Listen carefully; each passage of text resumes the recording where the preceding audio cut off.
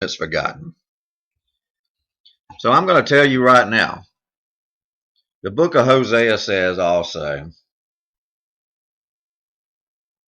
that, for I desired mercy and not sacrifice, and the knowledge of God more than burnt offerings. But they, like men, have transgressed the covenant. What is the covenant? It's the covenant that God made with Moses on Mount Sinai with the children of Israel, that they broke before he even got a chance to deliver it.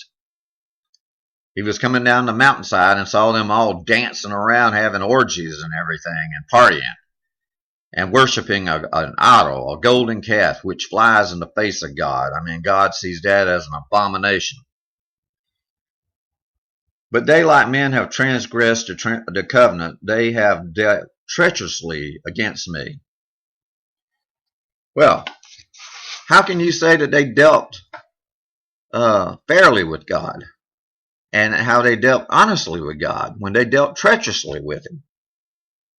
When he gave them everything. He gave them the law of Moses. He gave them the way out. He showed them the decadence of their ways, and they couldn't stand it. They tried to live according to those ways for a long, long time, until a man named Jesus came along, who was no ordinary man. He was a God man. He was God in human flesh. And he came down, and he was born in a stable in Bethlehem, and he was born, and he was visited by kings and angels and shepherds, all three segments of society. uh, and guess what? Herod the king wanted him killed right from the get-go. He did not want another king taking over his throne, so he heard that the king of the Jews had been born, so he decided to kill all the kids in Bethlehem from 2 years of age and younger. But let me tell you something. Jesus survived, and they went to Egypt, and they went to Nazareth, and Jesus grew up in Nazareth, and then he went to Galilee, and then he went to Capernaum, and then he worked with his father in his carpenter shop.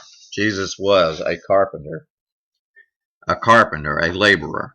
He worked until the age of 30, and then he started his ministry.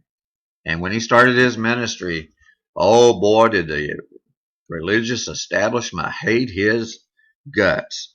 They hated him for everything he was worth, because he was going around healing the blind, healing the sick, healing the poor. I mean, he was healing the lame. He was casting out demons and devils. He was healing the deaf and dumb, the people that couldn't speak. And he was healing the lepers, and he was raising the dead, and he was walking on the water, and he was changing water into wine, and he was doing everything, and they could do nothing. And yet they saw their way of life threatened. And when Jesus goes into the temple, he gives them the lowdown as to what they were and what they were doing. And he saw them making profits off of God, the sacrifices that were being made to God, and he overthrew their tables, the money changers' tables.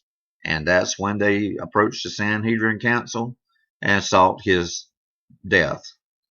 And they kept seeking his death until finally one of his own, during the Last Supper, went out and committed treachery against Jesus. And he turned him into the authorities. He told them where he was going to be, and they came and arrested him, and he was scourged. That means that his skin was ripped off of his body to where he no longer looked like a human being.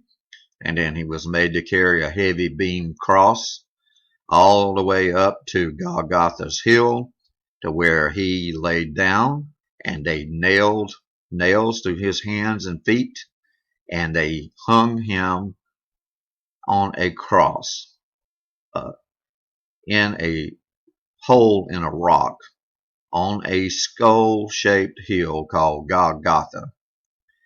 And his mother and father were his mother and his disciples were there. One disciple, John, and they witnessed this. He was stripped naked.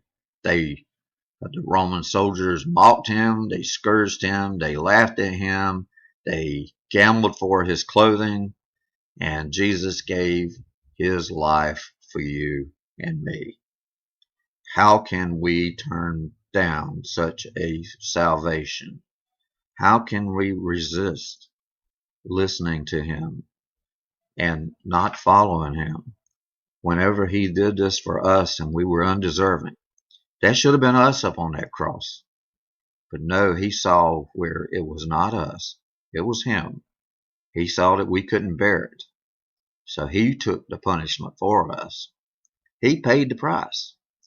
He paid the price. He gave you a chance not to have to go to an eternal hell and damnation. You don't hear sermons like this today of hell and damnation. All you hear of is prosperity and money and good timing, and everybody's going to go to heaven and all ways lead to heaven, and all religions are good, and we should be tolerant of this and tolerant of that. No, God does not say be tolerant. God says be vigilant and be instant, in season and out of season. And he says that he did not come to bring peace, but to bring a sword. And the sword is the living word, and the living word is Christ. So I'm out of time today, folks, but I'm here to tell you right now, make a decision. This is your point of decision. I am not trying to twist your arms. I'm not trying to play with your emotions. I am simply laying out the facts for you. Christ lived and died for you, and he rose again from the grave on the third day, as he told the Pharisees and the disciples that he would do. And it caused the world to be turned upside down. Christianity was spread throughout the world. And because of Christianity, we have the United States of America today. And yet now America is turning its back on God, and it's going back to a godless society. It's going back to an atheistic society. It thinks it's outlived the need for God, but God is showing them in the weather patterns and everything else. He says, you are still dependent on me, and he is trying to draw the people back. But they will not listen, according to Revelations in the Bible, the last book of the Bible. If you don't believe me, read it. He is going to cause all kinds of judgments to fall upon mankind to try to give them a chance to come back.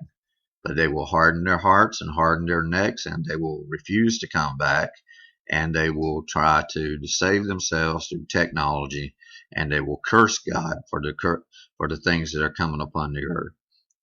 Folks, don't put yourself in that position. You don't want to be here when the Antichrist gets here, because if you accept Christ after that, it is still worth the price, but you'll pay for it with your life. You have not suffered to the shedding of blood at this point, but there will come a time when there will be a shedding of blood for being a Christian, and you will be killed for your belief.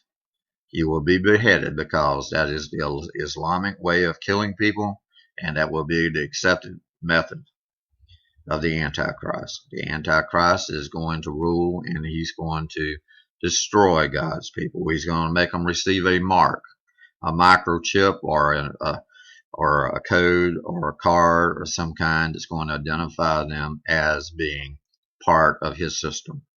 And if you do not participate in his system, he will destroy you. So Jesus will return for his saints before then. Don't you want to be included in that crowd? I know I do.